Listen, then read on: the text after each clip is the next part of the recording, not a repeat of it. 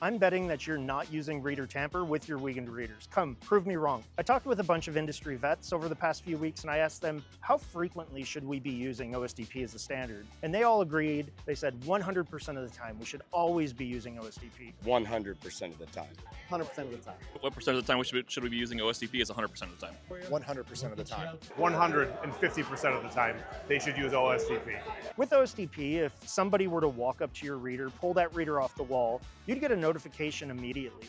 You don't have to do any special configuration to get that. With Wiegand, it's possible to set this up, but you have to do a lot of extra configuration and wiring to make it work. So we just don't see it being used in the field. Over on my YouTube channel, The Mercury Minute, and I'd love it if you went over there and liked and subscribed, I did a full episode on reader tamper and what it looks like when you're using OSDP. I think it'll be informative and it will really educate you on why we should be using OSDP 100% of the time. That's The Mercury Minute. Stay open and stay secure, my friends. See y'all next time.